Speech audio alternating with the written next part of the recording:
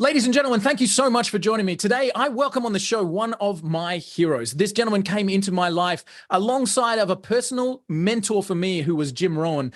This gentleman has, in fact, led the way in the success field. He's a motivational speaker. In fact, he is in the Motivational Speakers Hall of Fame. He is an international bestseller with over 20 books that have been published, New York Times bestselling author as well. He's made a run in the Republican race. He is now running not-for-profit organizations. He is a world leader. He is a success coach. It is my great honor and privilege to welcome to the show Mr. Chris Widener. Chris, thank you so much for joining us. Thanks for having me. I appreciate this. This is great. Man, it is so cool to have you on the show. I mentioned in that little intro, you're a hero of mine. I came across your work with Jim, of course, in 12 Pillars. How did that kind of collaboration come into play? Like, that seems like an incredible place to start this conversation about success and about business and about life in front of us. How did that collab come with 12 Pillars? Yeah, so here's what happened. I was a pastor of a church from 1988 till 2002, but I was what they call a church planter. And that's just fancy words for go start a church. And so I ended up in this town where there wasn't one of our churches and they didn't have any money to give me. They just wanted me to go start a church. So over the course of 11 years, I started 3 churches in the surrounding towns and such, but I had to make some money. So I had a really crazy upbringing. So I decided to go and start speaking more. And then eventually I was kind of doing youth speaking in college and, junior high and high school and that kind of stuff. Eventually I ended up starting doing some more for like time management leadership. And then I decided to go and write and speak full time in 2002.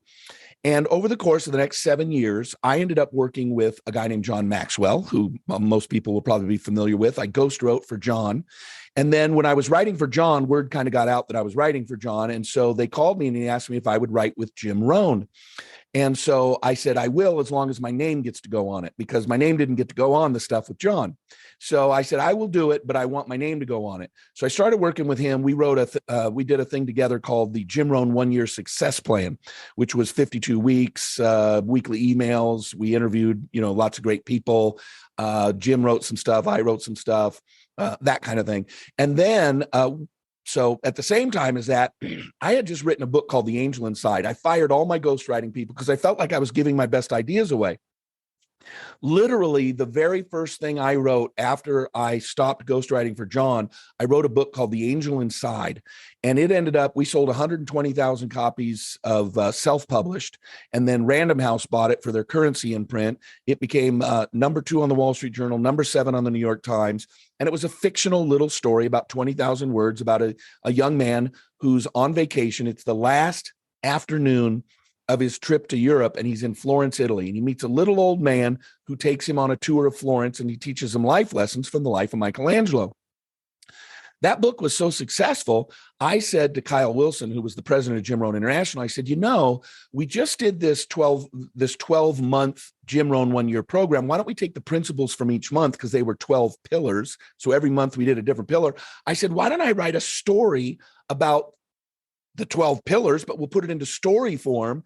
And so I created a story wherein we could insert those kinds of things. And then just to sort of bring full circle, shortly after that, I got a phone call from Ziglar, and they asked me to co-host his television show. So when people say, how did you become such a big, famous, internationally known speaker? I said, it's really simple. It's just a 3-step process.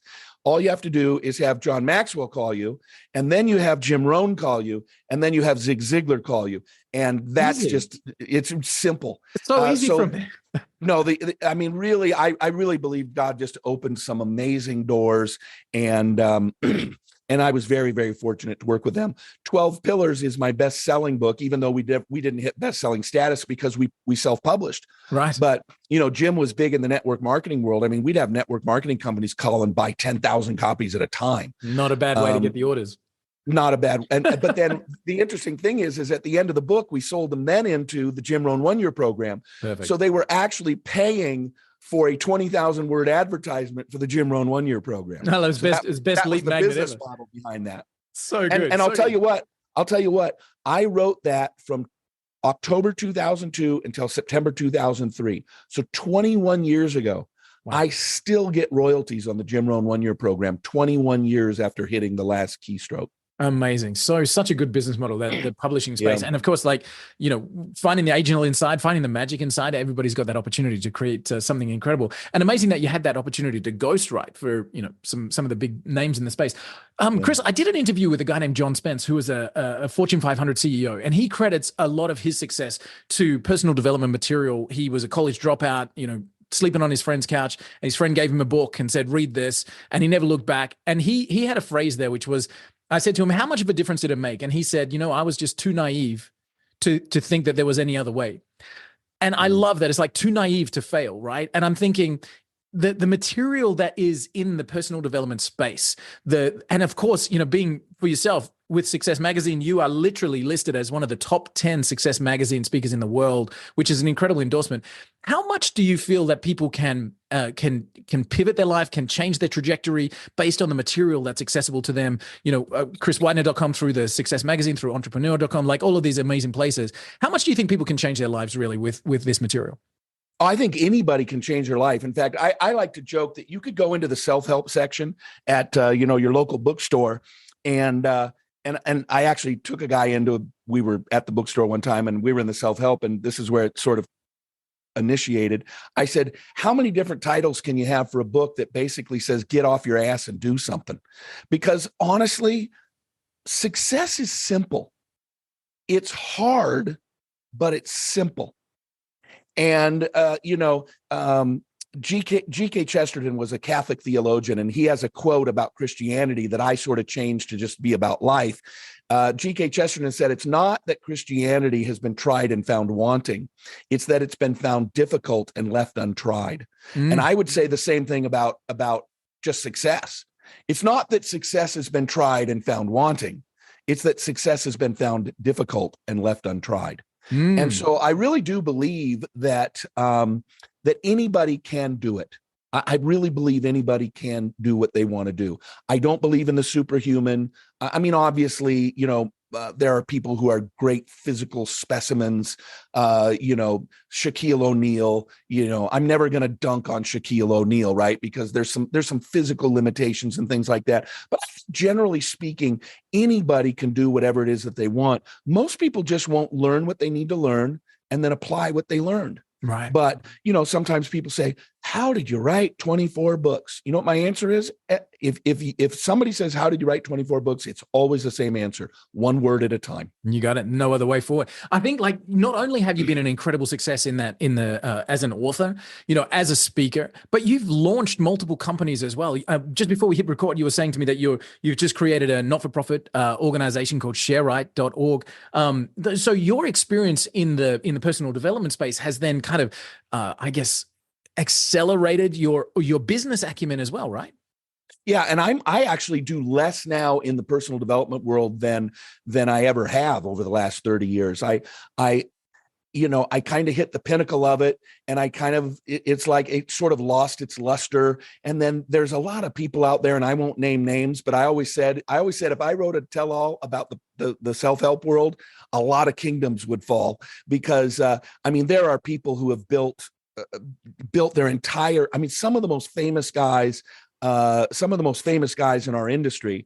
And I always want to say this, I'm not talking about Tony Robbins. So don't go, oh, is he telling us about Tony? No, I'm talking about other people, but famous people whose entire resume is built on a lie, whose entire business is built on a lie, that if anybody ever found out, they would disappear from the world, the success world, because people go, oh, this is totally phony. But, I got to the point where I was standing on stages with 25,000 people, traveling all over the world: Russia, Singapore, China, Egypt, Spain, Italy, Australia. I was telling you, I did one tour through Brisbane and Sydney and another through Melbourne. Stages as big as 25,000 people, and selling, hundreds of thousands of dollars worth of audio programs and all that kind of stuff. And after a while, I don't know that I would say I got bored with it, but I just thought, I want to challenge myself. So maybe my transition out of doing speeches, I still do speeches, pretty regularly, but it's not my focus. I'm not promoting myself. I'm not marketing myself, if the phone rings, but I have a lot of fun. I like to try new things, and I like to conquer things, and I like to prove to myself that I can do things. And so in a way it was kind of like, well, I did that. I got the Motivational Speakers Hall of Fame. I got a New York Times and Wall Street Journal best-selling book. I spoke on a stage of 25,000 people. I've shared the stage with some of the most incredible people. I had a television show, not only the one that I co-hosted with Zig, but the one that I did on my own. And it was kind of like, what's next? Like, it's kind of like when somebody wants to climb the biggest mountains, they don't start with Mount Everest. They start with, some smaller mountain, they climb it. You go, okay, I got to the top. What's the next one? Well, they want to go to something higher. So that's kind of and I'm getting older. I'm 58, and, I probably got another good 20 years in me, but you want to build something significant. It takes some time to build it. So ticking those things off, like, okay, I've spoken on a stage of 25,000, New York Times best-selling author. Yeah, bang, bang, bang, bang, bang. What in your life, what have you found difficult? People. Oh, tell me about that. Why? Tell me about that. I always say the best part about life is people. Mm. And the worst part about life is people. I mean, if you think about it, the most beautiful relationships you have, we're men, right? So having a wife who you're friends with, and you make love to, and you share dinners with, and you travel with, the epitome of the human experience, right? Of human connection is your spouse, and that beauty that comes from a good relationship, or a good friend. I've got 2 or 3 friends. We've been friends for 20 years, and you get on the phone with them, or you go to lunch with them, and it's just amazing. I've had a friend for a long time. We don't live in the same city anymore, but he was the president of a Major League Baseball team, and a very good, dear friend of mine. I was on the phone with him a couple of days ago, but every Christmas we gave each other a book for Christmas. We had a Christmas lunch every Christmas. I mean, we met more than that. We golfed and all that, but sometimes you golf and you have fun. But what we also did to provide meaning and that kind of stuff, every Christmas we did a fancy lunch.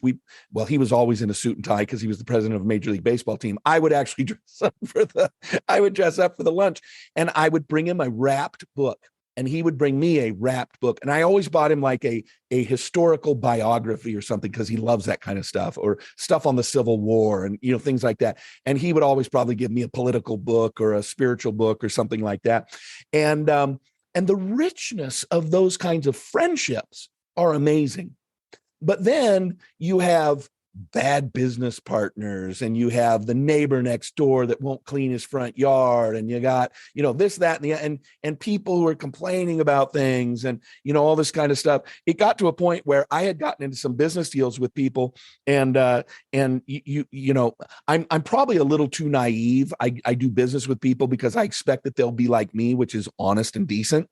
About 2 years ago, my son, who turned 34 today, we're recording today, it's actually his 34th birthday. About 2 years ago, my son says to me, "Dad," I said, "Yeah." And he goes, "I think your partner picker's off." All right. And I said, "Yeah, I think my partner picker might be off, actually." So now I lean on my wife a lot more, because I think women have a lot of intuition about people. And sometimes my wife will say, "Nah, bad guy. Stay away from that guy. Bad guy." And I'm like, "He's really good."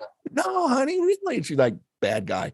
Well, after a while, they've got some sort of radar, isn't it? My wife's the same. She's like, it is. Well, they call it women's intuition, and I think it is. Plus, our wives are protective of us. True. So they're kind of even looking for that, because not only because they love us, but because they know that if we hurt, we bring it home, and now they got to put up with all the crap. So truth, absolutely. So some of it is just self-preservation for our wives.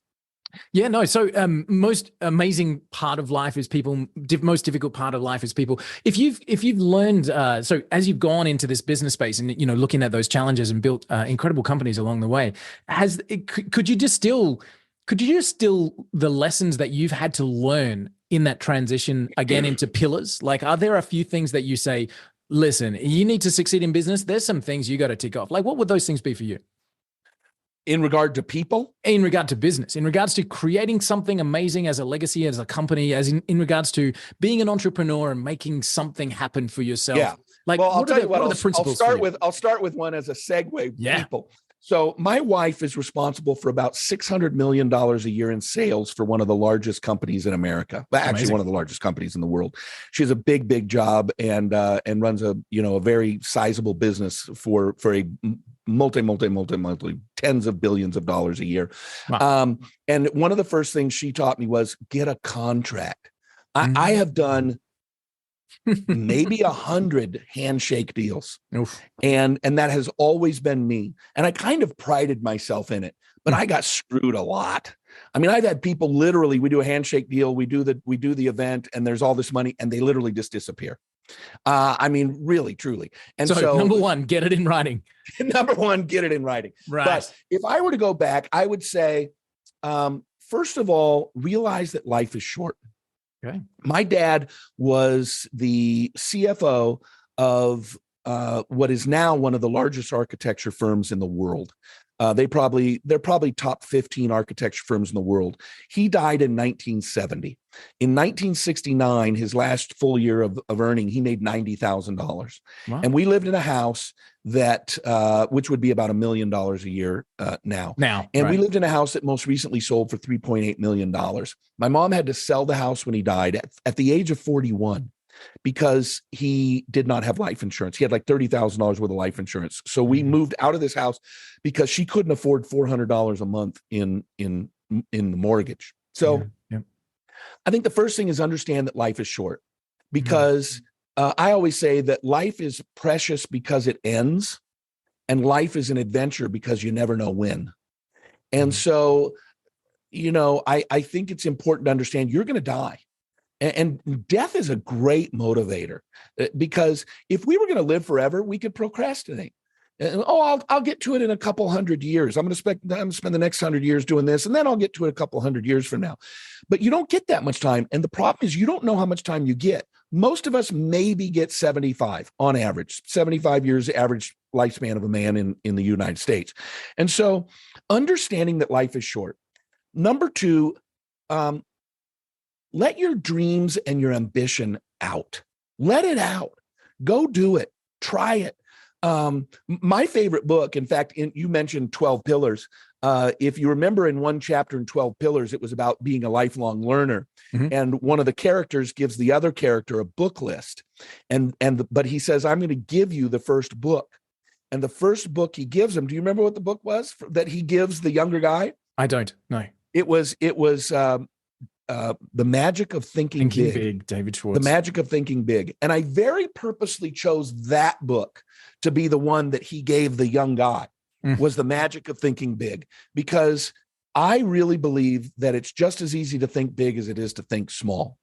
That's probably a quote that I'm most well known for. It's just as easy to think big as it is to think small. And I'll tell you one story I learned. I was 14 years old. This is probably how I ended up becoming one of the top 10 sales speakers in the world. I was 14 years old, and my mom was working at a hospital in Seattle. And I used to go there after school and wait, and we'd drive home together. And I got to know this guy. He seemed really old to me at the time. He was probably 40 or 45. And he was a records filer. That's all this guy did, 8 hours a day, filed medical records. Parentheses, shoot me now. Right. I do not want, I mean, come on. Well, It's the reason AI was invented. Yeah. He wanted more for his life. So he borrowed $7,000. When I was 14, that would have been 1980. He borrowed $7,000 from a rich uncle, and he bought the rights to a self-watering flower pot. Now, this flower pot was 2 plastic bowls. The bottom bowl held the water. The top bowl, you sat down into the other one, held the plant. And then there was a lever on the side from left to right. One gave it a lot more water, pulled a lot more water out. And on the far right, it pulled less water out. So on the left, you'd have an African violet. On the right, you'd have a cactus, right? So he says to me, hey, I just got the rights to this thing. How would you like to make some money? I said, I'd love to make some money. And he says, well, I'll tell you what. If you'll sell them, I'll pay you to sell them. And I said, okay, what do I get? And he said, I'll give you $1 a pot. I said, done. Now, he thought I was going to go door to door and sell them to old ladies. So what I did was I called, now this was before the big box stores like Home Depot and Lowe's and all those things. This was back when there were, smaller regional things. And I can't remember, I think it was Pay and Pack, if I remember right. It doesn't even exist anymore. It might've been Pay and Pack, might've been Pay and Save, might've been Ernst Home Centers. I don't remember which one it was. But I do remember that they were the biggest chain in the Pacific Northwest, Alaska, Washington, Oregon, Idaho, that kind of thing. And so I called them up. I said, I got a self-watering flower pot I want to sell you. Can I come in and show your buyer? They said, sure. So I told my mom, I got an appointment to go sell these flower pots. She goes, what? So she drags me down to some store and she buys me khaki pants and a blue blazer. Now, picture a 14-year-old in khaki pants and a blue blazer. None of them fit. You see a kid nowadays, he's 14 wearing a blazer, never fits. So she drops me off on a street corner in downtown Seattle. I walk in, I said, I have an appointment with so-and-so. And they looked at me and I'm holding a flower pot. They look at me, they look at it. Okay. I go up, the elevator doors open and there's this man standing there and the look on his face, I could still see it, was priceless. He's like, huh? I walk him in, I go, I got a self-watering flower pot. And he goes, okay. And there was no dirt or plant in the top one. So I put water in the bottom. I put the other one in. And so you could see there was no water in the top one. I moved the lever and water appeared. He goes, I'm a buyer. And I said, okay, what does that mean? He goes, well, I'll tell you what, I want to do a 1-year test on this. So he said, I'll tell you what, I'll take 4 boxes. How many in a box? I said, 24. He said, I'll take 4 boxes for each of 20 stores for a year. So let's call it 25 to a box because it'll make the math a little bit easier. He bought 100 pots times 20 stores. He placed an order for 2,000 pots every month for a year. He bought 24,000 pots after a 4-minute demonstration. Now, that's a great lesson, right? It's just as easy to think big. It was just as easy. In fact, it was easier for me to call that guy and say, can I come show you this pot? Than it would have been for me to go walk down a street for 3 hours, knocking on doors, trying to get somebody to buy one. And so, but here's another great lesson. I took that order back to that guy and I said, I sold some pots. And he goes, yeah, how many pots did you sell?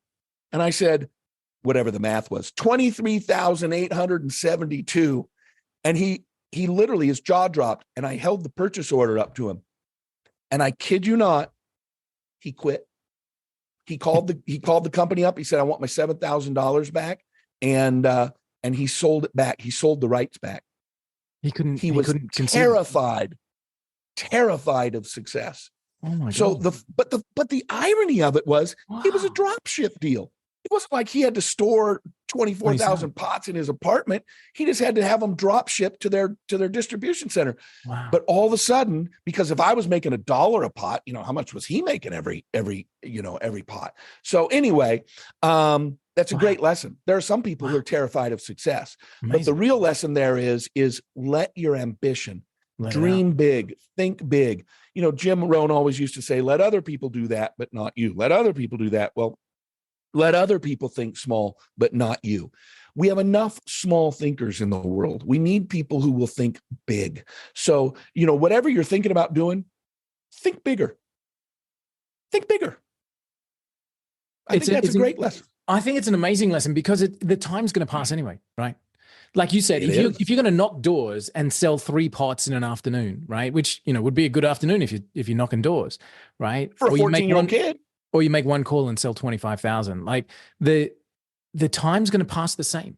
So you may as well be big in that time. You may as well have that incredible thing. So first of all, I did another deal in the early 2000s where a friend of mine said, hey, what would you think about putting together boxes of audio programs from professional speakers?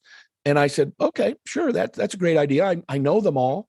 And so we spent one summer, me and him, smoking cigars and drinking whiskey on his front porch and calling professional speakers and securing the rights to their audio programs. We put them into a box around themes. So our 3 biggest SKUs were leadership, was one, sales success was another, and the other one was called Verbal Power. It was communication box, 14 CDs, one DVD.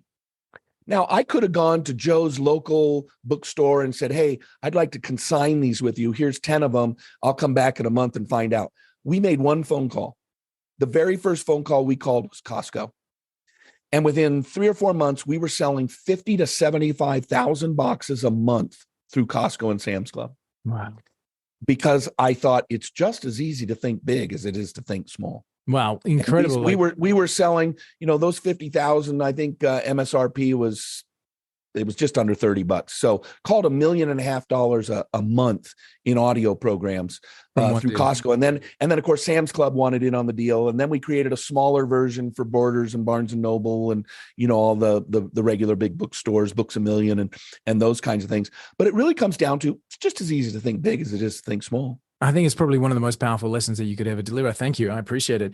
And in terms of your business growth, that obviously has fueled you. You've been able to create big opportunities because you've seen that I can, and therefore I do. I can, and therefore I do. And look at the incredible results.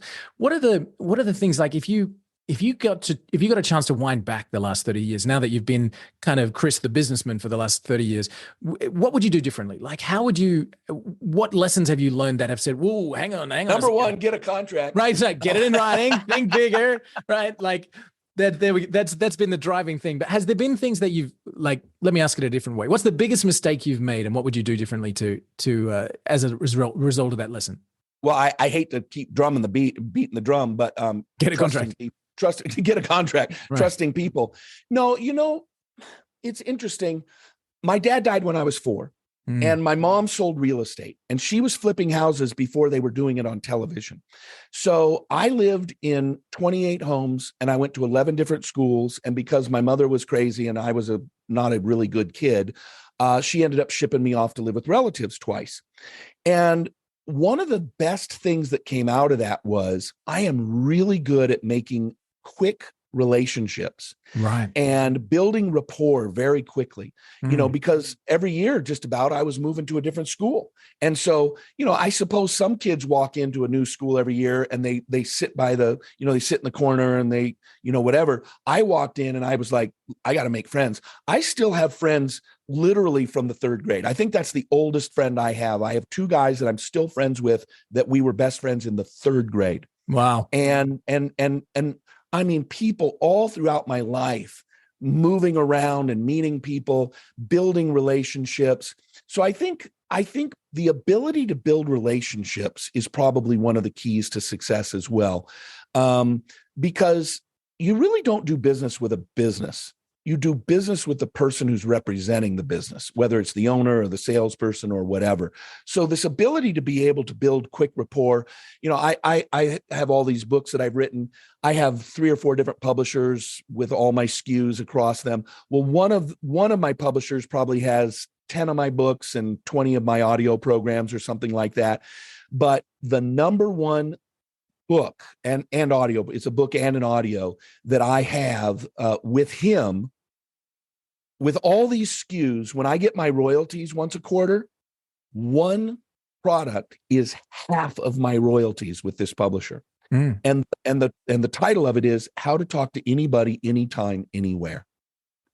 And it's a 3-step process to be able to get over the fear when you sit down at that wedding reception and you're parked at a table and you don't know anybody, or you sit down in your airplane seat for a 6-hour flight, or you are somewhere where you now have to talk to people. Most people don't know how to create that instant rapport. And I teach people how to create almost instant rapport, because ultimately you're selling to a person. You're not selling to a company, you're selling to a person. So the ability to build and maintain relationships, I think, is really important. Amazing. And getting along with people, understanding how they work, understanding what their triggers are. And I mean triggers probably in a positive way. Triggered is a negative term now, but the things that will trigger them to respond and to come closer, both literally and figuratively, those kinds of things. So mistakes that I've made. I'm a little ADD and a little ADHD, but as I learned when I was studying for my book on Michelangelo, The Angel Inside, He was too. In fact, Michelangelo left over 200 unfinished projects when he died.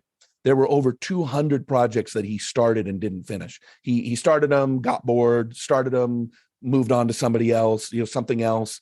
So I think probably to my detriment is probably my lack of focus. I think that's part of the territory of being an entrepreneur. yeah, it really is. In fact, I have a friend of mine. For those of you who have ADHD, you should get this book. My friend doesn't even know I'm pitching his book now. But my friend's name is Brad Worthley. And Brad wrote a book called The Gift of ADHD. And the subtitle is, If You Don't Have It, You Should Get It. And the whole book is about these wildly successful entrepreneurs who had ADHD. Yeah. Because ADHD or ADD, and I've never been diagnosed, and I don't need to go get diagnosed, but while you sort of are scatterbrained with a lot of things, when you finally lock in, and you are relentless about getting it. So I think understanding yourself is probably another real key, is understanding what your strengths and weaknesses are. I am very aware of my strengths and I use them, and I'm very aware of my weaknesses and I hire to cover my weaknesses. Fantastic. So I have a gal that works with me, and I call her my right-hand gal. And she used to work for a friend of mine. And I said, I called him up and I said, hey, what's her, I was thinking about hiring her. And I said, what's her greatest strength? And he said, getting shit done. That's her greatest strength. And I said, she's hired. Right. Because when did she start? That's really what I need. I'm a great visionary, but I will miss a lot of things if I'm in charge of those things. Mm-hmm. So having somebody, but there are other people who are really good at that, right? But they need sort of a visionary partner. So understanding yourself, I think, is another really key thing, knowing what you're good at and hiring to those things that you aren't. Amazing. And again, same lessons everywhere, right? It's like everybody's, there's got to be a reason why the successful people are saying the same things. You got to hire for your weaknesses. You got to it's all amazing stuff. So Chris, you were a church seed. I think you called it before, they call them church planter. Yeah. Church planters, right? You're self-watering pot, and now you're church planter. Like, I can see the theme here. I get it going on. But if I took you right now and I dropped you into a city, let's say it's in the US, where you didn't have your business with you, you didn't have your Rolodex of contacts and networks, what would you do to start something and create something in that space?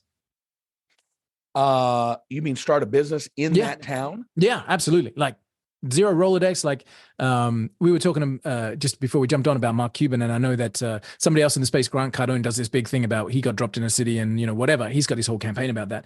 But I'm thinking more about you because of the way you think, in terms of think bigger, do stuff with more. You've started things from scratch from many times before. You understand how people think with the political side of things. Like, you've got some skills there that I'd be curious to know.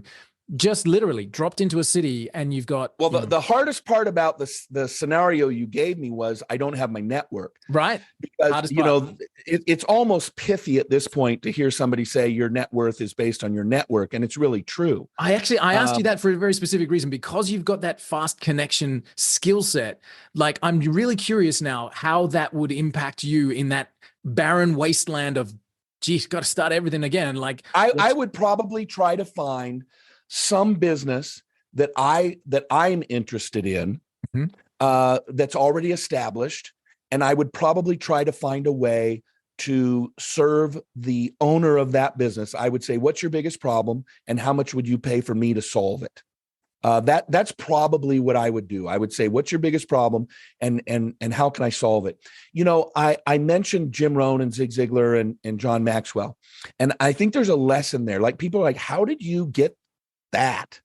And I'll tell you, it was very specific. I really believe this. When somebody meets somebody else that is famous or has achieved something that they want to achieve, most people ask the same question.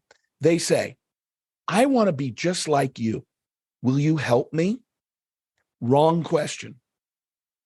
I said, I want to be just like you. How can I help you? Well, I'm a good writer. And so that's what John Maxwell and Jim Rohn hired me for, was the writing. But I always say, everybody wants to be first fiddle in the orchestra, but if you're second fiddle and first fiddle is a world-renowned violinist, you're in business. And so I ended up pairing myself with two of the greatest legends in John Maxwell and Jim Rohn, by being able to say, how can I help you? Well, the way you can help, because those guys didn't have time to go help somebody else. They needed help. Right. So I helped them. That was the way I flipped it. How can I help you? And then with Zig Ziglar, unfortunately, at the end of Zig's life, he got pretty bad dementia. And I realized after the fact that one of the reasons they asked me to co-host the show was because they needed me to move it through. Because by the end of his life, Zig had amazing long-term. He could tell you a story from 60 years ago down to the perfect detail. The problem is that he had no short-term memory, and as soon as he was done, he'd tell you the story again. Right. So so I realized, while I helped John and Jim in the writing department, the way I was brought in was to serve Zig, was to be that guy that moved it forward to him. So Zig Ziglar was not asking me to come in, for my grand ideas. Although I will tell you this, after about the second or third episode, Tom, his son, who was president of Ziglar Corporation, Tom came to me, and it was funny. Tom always calls his dad Zig. He doesn't call him, he calls him dad when he's just out and about. But when they were in a room together, he would say Zig. And he said to me, Chris, he said, Zig asked me if I could get you to talk more and to, not just be the question asker, but I was invited to do that. Wow. I didn't come in thinking that that's what I was going to do. Yeah. In fact, when I tell people what my job was, you ever been to like a batting practice for a baseball game, right? Or the home run derby? Every year they do the all-star game and they have a home run derby. And every single one of these big famous, home run kings, they all show up, but there's some dude out on the mound. Nobody knows who that guy is. Nobody cares who the guy is. Nobody wants to know who the guy is. But his job, throw that ball right across the plate so the famous guy can swat it out of the park. That's truly how I went into being Zig Ziglar's co-host. I thought, my job is to throw batting practice for Zig Ziglar. So, it kind of reminds me of the old biblical thing where Jesus said, when you're invited to a banquet, don't go sit at the head of the table, because somebody more important than you might come in and they're going to ask you to move down and you're going to be embarrassed by it. Instead, sit at the other end of the table, because no matter how many empty seats there are, they're always going to ask you to move up the table. So I think that idea of humility is also something that played into it, but it was about serving other people. So back to your original question, I would find a business that I like, that I'm passionate about, and I would say, how can I help you? What can I do? It's so cool, man. I think the opportunity of that question, how can I best serve, is, for a start, you're never going to be short of opportunity, right? You're literally never going to be short of an opportunity. If you can be of service, then you're always going to have an opportunity to shine and to be second fiddle, to be the pitcher, to be the guy. Like, you will always be valuable if you have that how can I be of service mentality, which actually brings me to your current project, which is your shareright.org. You've told the story, and I think knowing a little bit from your public history about your dad and about your mum, and the fact that he was the family was underinsured, and that completely changed your life. I remember hearing, in one of the Success Magazine tape sets that I had, you told that story specifically because it created that movement in your life. And now, you've got shareright.org, which you've created as being part of, as a way of helping and serving other people in that space. You want to tell me a little bit more about that? Because I'm really fascinated as the journey that you've gone through with the entire personal success mantra, with the business success, with being the top of the game, and the impact of your dad at 4 years old passing away, your mom being underinsured, and the journey that led you on has now put you in this position where being of service in that space has created something. Yeah. The number one thing that families spend money on is their mortgage. The second biggest amount of money that they spend every month is health insurance. And the top 5 health insurance companies in America, I went and looked at how much their CEOs make. The least that the big 5 make, CEO, is $18.5 million a year. The most was $25.3 million a year, something like that.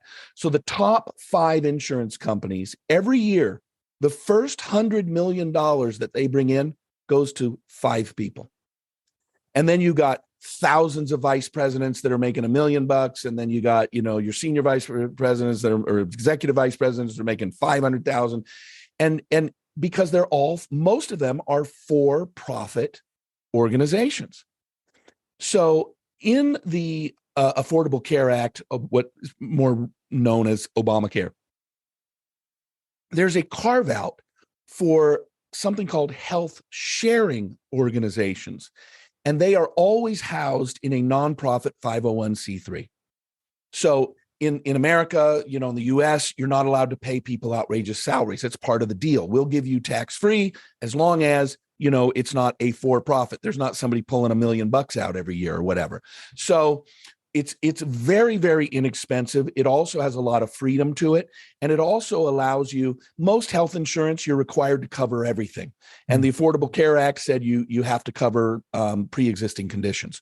Health sharing, you're not required to do that. So the fact that it's wrapped up in a 501c3 and the fact that you don't have to pay for pre-existing conditions and things like that, it can take families that are relatively healthy and it can give them that coverage that they need to be able to have affordable health care. And they call it health sharing. Functionally, it really works just like health insurance. You go in, you have your procedure, you get your bill, you swipe your card, it goes to ShareRight, they negotiate the fees down, they make payment if a payment is due to the medical provider, or they tell you, you still haven't hit your amount that you have to pay first. But the very first person that I showed this to, he was 40 years old, married, with 4 kids under the age of 18. And I asked him, I said, how much do you pay for health insurance? He said, I pay $2,800 a month. Within 30 seconds, I pulled up, and I'll give you the web address, shareright.org/pricing. In less than 30 seconds, you will be able to find out exactly how much you would pay. I love it. So we put in his birthday. He was born in 1984. And we put in how many people in his family. And we only have 1, 2, or 3 plus. So if you have 3 people, a couple with a kid, or you have a couple with 5 kids, same price. So we typed it in, birthday, 3 plus, click. He went from $2,800 a month to $805 a month. He went from a $16,000 deductible to a $2,500 primary contribution, which we don't use insurance language. It's part of the deal is the Affordable Care Act. You can't use the language. So we don't use deductible. It's called a primary contribution amount, a PCA, I think is what they call it. So anyway, if this guy were to have some health problems in his family and they hit that deductible, he would literally save $37,000 a year just getting away from his $2,800 a month to an $805 a month. It's just shy of $24,000 a year straight into his pocket. So what I realized was we can take that giant payment that most people pay and make it into a fraction. And particularly with the economy the way that it is, with inflation and gas is up and groceries are up and, everything is up, it's going to give people that kind of freedom. So that's amazing. It really is great. And functionally, it operates the same way.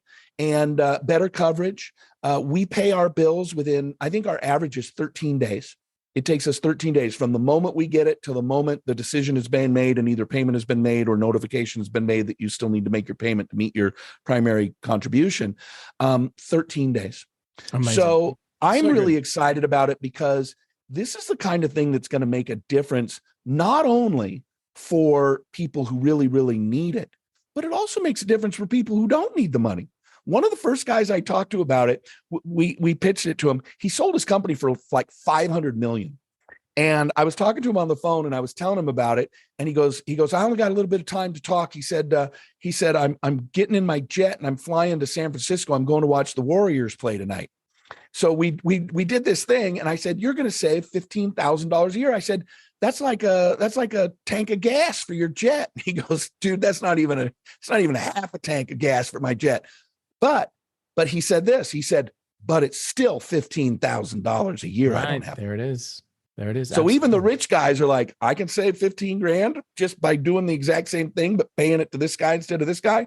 I'm in. I mean, I love it. So anyway, It's an I'm amazing. excited about it because it's going to make a difference for people financially. Yeah, and I think like I love the fact that that story about your beginning and foundation and the hardships that your mom went through and all of that kind of stuff has come full circle now into the opportunity there with. I had never put that Sure. together. You put that together. I've never thought about You're welcome, that before. man. You're welcome. Thank you. It's to me, it made logical sense as soon as you told me what was going on. So guys, I think, you know what, Chris, I said at the very beginning that it was an opportunity for me to jump on and spend some time with a hero of mine. And, you know, you are the hero that you should meet. I appreciate you. I appreciate the work that's happened in the world as a legacy that you've actually been a part of, to create change in so many entrepreneurs' lives, in so many people's lives who can link back to a pillar, or who can link back to a talk, or can relate something in their life story to a moment in time that involved you. So again, I want to share that appreciation with you. And I think we started to say, what are the lessons that you've learned getting into business? Obviously, being this kind of audience with our podcast, get a contract, be a fast friend, like learn how to be a fast friend, think bigger, and then wrapping that around your own experiences. Do what you're passionate about that can serve other people, and you'll never have to look for another opportunity in life. And like wrapping this episode with those kind of 4 core fundamentals, I think is spectacular. So ladies and gentlemen, Chris Widener, jump in, make sure that you're following this man on LinkedIn and on all of the socials that are out there as well. Dude, you continue to inspire, you continue to be a leader. I think that's in your nature, no matter what badge you're wearing. So I thank you and appreciate you for that. And ladies and gentlemen, just make sure you tap into what Chris is doing. And thank you, Chris. Appreciate your time, man. Thanks. I appreciate it. Yeah, I'd love to connect with people on LinkedIn, probably the best place to connect with me. I would love to do that. And I'll leave you with one last bit of advice. It's the piece of advice that I was given when I was 22 years old. And I'll tell you the story. Can I take a minute and tell you the story? Please do. Absolutely. I was at a conference. It was one of the most eerie things that ever happened to me. Now, you got to understand, I'm 58. I was 22 when this happened to me. 36 years I've carried this. I was at a conference. And it was during a break, and there's a couple hundred people milling around, and I was by myself at this conference. And so I turned around and I bumped into these 2 women. One was probably 55 and the other was probably 30. And I kind of bumped into her and said, "Oh, excuse me." And the older woman looked at me and said, "Oh, no problem." And I looked at the younger woman, and she was like this. And I don't know if this is a video or an audio version It will be doing here. She literally went like this. The younger woman, the 30-year-old one, like this. Her eyes got like saucers and her jaw dropped open. Mm-hmm. And I was like, all right, this is a little awkward. And her mother looked at her, and she looked at me. She looked at her daughter, and she said, "Is this him?" And I'm like, holy cow, am I about to get accused of something? And the girl still has not spoken a word. Her mouth's hanging open. Her eyes are saucers. And she goes like this. She's nodding silently. And I'm like, okay, this is just weird. So the mom says, "Listen, this is my daughter, and we're here at this conference.